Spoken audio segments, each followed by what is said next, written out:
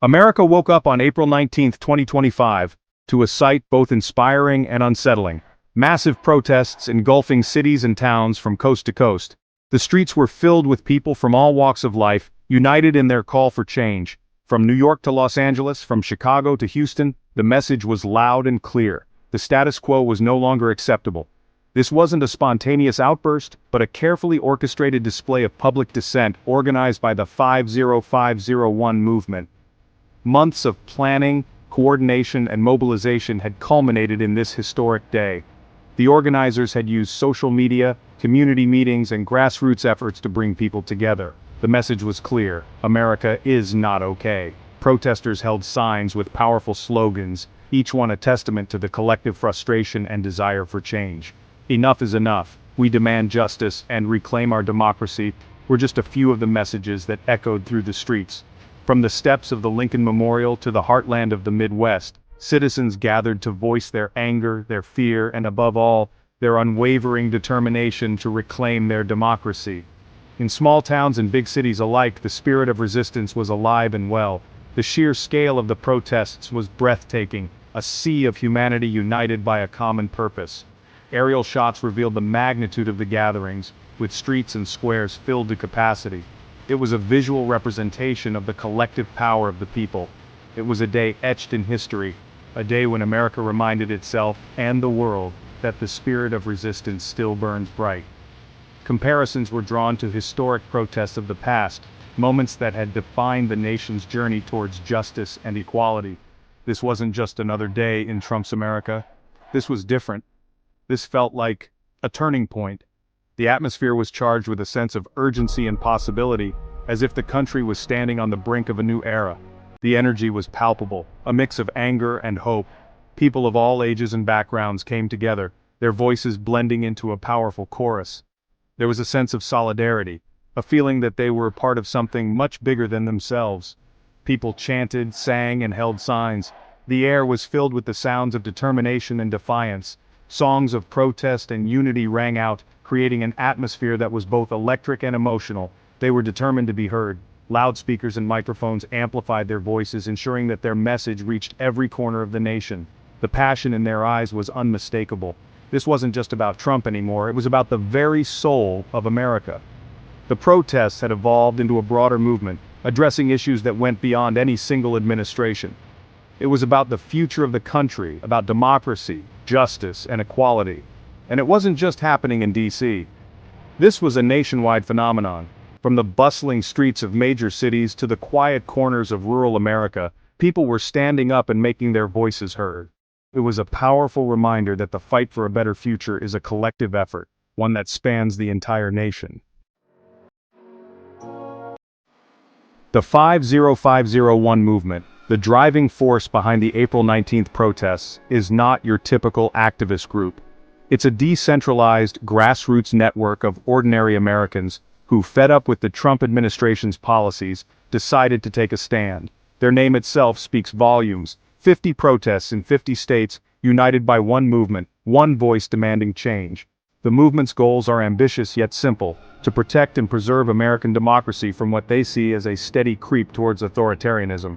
Their platform is broad, encompassing issues like immigration, healthcare, education, and foreign policy, all united by a common thread of opposition to the Trump administration's agenda.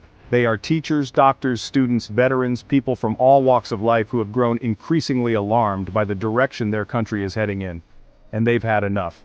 The 50501 movement represents a groundswell of resistance, a testament to the enduring power of ordinary citizens to challenge those in power. They are not just protesting, they are organizing, mobilizing, and building a movement for lasting change. Cincinnati, Ohio, became an unexpected focal point of the April 19th protests, thanks in no small part to its charismatic young mayor, Aftab Puraval. The city, known for its rich history and vibrant culture, found itself at the center of a national conversation about justice, equality, and the role of local leadership in times of crisis. Standing shoulder to shoulder with his constituents, Puraval delivered a stirring speech that resonated far beyond the city limits. His words were not just a call to action but a beacon of hope for many who felt marginalized and unheard. He spoke passionately about his duty to protect Cincinnati, not just from crime and poverty, but from what he called the federal government's assault on our values and our way of life. His speech highlighted the importance of local governance in safeguarding the rights and freedoms of its citizens. Purival's words struck a chord, capturing the growing sense of unease many Americans feel about the Trump administration's policies. His ability to articulate these concerns in a way that was both heartfelt and direct made him a standout figure in the movement. He didn't mince words, calling out the administration's attacks on immigrants, its disregard for the environment, and its erosion of democratic norms. His speech was a clarion call for action, urging people to stand up for what they believe in and to fight for a better future. "We are not alone in this fight," Purival declared, his voice echoing through the crowd. His message was clear: unity and solidarity are our greatest strengths in the face of adversity. Across this nation, people are rising up to reclaim their democracy, and Cincinnati will not be left behind. The city's involvement in the protests was a testament to the power of collective action and the importance of standing together. His speech was a powerful reminder that resistance to the Trump administration is not limited to the coasts or to the usual suspects. It is a movement that spans the entire country, from the largest cities to the smallest towns. It is alive and well in the heartland of America, fueled by leaders like Purival, who are willing to stand up and fight for their communities. His leadership serves as an inspiration, showing that change is possible when people come together with a shared vision and a common purpose. One of the most striking aspects of the April 19th protests was their sheer geographic reach. This wasn't just a Washington, D.C. story, it was a nationwide uprising, with protests erupting in all 50 states. From the bustling metropolis of New York City to the quiet streets of Concord, Massachusetts, Americans were making their voices heard. In Denver, Colorado, protesters rallied at the state capitol, demanding action on climate change. In San Francisco, California, a giant human banner reading "Impeach and Remove" unfurled across the city skyline. And in Anchorage, Alaska, protesters braved frigid temperatures to march in solidarity with their fellow Americans. The decentralized nature of the protests highlighted the widespread discontent with the Trump administration. This wasn't just a case of a few liberal enclaves making noise, this was a true grassroots movement, fueled by people from all walks of life, all across the country. While the April 19th protests were united by a common purpose, they were also remarkably diverse in their expression. Each location brought its own flavor, its own unique history and grievances to the forefront. In Concord, Massachusetts, the birthplace of the American Revolution, protesters drew parallels between the fight for independence then and the fight for democracy now. In Philadelphia, Pennsylvania, the cradle of liberty, citizens gathered at Independence Hall to denounce what they saw as the Trump administration's assault on the Constitution. And in Miami, Florida, a city at the forefront of the immigration debate, protesters rallied against the administration's harsh immigration policies. The protests weren't limited to big cities either. In Lexington, Kentucky, a small town with a rich history, protesters gathered, holding signs that read "No Kings," a powerful reminder that America was founded on the rejection of tyranny. This tapestry of resistance, woven from the unique experiences and perspectives of communities across the country, showcased the depth and breadth of the opposition to the Trump administration. The April 19th protests weren't just about venting frustration, they were about holding the Trump administration accountable for its policies. People from all walks of life gathered, united by a common goal, to voice their dissent and demand change. The atmosphere was charged with a sense of urgency and determination, as protesters believed that their collective voice could make a difference. Protesters came armed with specific grievances, their signs and chants targeting a wide range of issues. From healthcare to climate change, each sign told a story of personal impact and broader societal concern.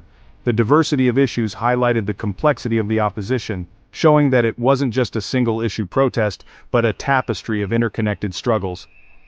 Immigration was a major flashpoint, with protesters denouncing the administration's attempts to deport immigrants under the Alien Enemies Act of 1798. Families shared their stories of separation and fear, while activists called for more humane policies. The chants of "No ban, no wall" echoed through the streets, a powerful reminder of the human cost of these policies.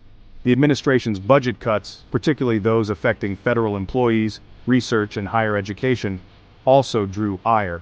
Scientists and educators joined the protests, warning that these cuts would stifle innovation and harm future generations. The message was clear: investing in knowledge and public service is crucial for the nation's progress. Protesters argued that these cuts were short-sighted and harmful, undermining the very fabric of American society. They pointed out that slashing funding for essential services would only exacerbate existing inequalities and hinder the country's ability to compete on a global stage. The sense of urgency was palpable, as people feared the long-term consequences of these decisions. Trump's handling of international conflicts from Ukraine to Gaza also came under fire, with protesters accusing him of reckless foreign policy decisions that endangered global security. Veterans and peace activists joined the fray, calling for diplomacy and caution. The protests served as a stark reminder that foreign policy decisions have real-world consequences, affecting lives both at home and abroad. And then there was Elon Musk, a constant target of the Tesla takedown campaign, with protesters blaming him for his role in government downsizing and his cozy relationship with the Trump administration. They argued that his influence was detrimental to public interests, highlighting the complex interplay between corporate power and political decisions. The protests highlighted the multifaceted nature of the opposition to the Trump administration, showcasing a broad coalition united by their shared belief that the country is headed in the wrong direction.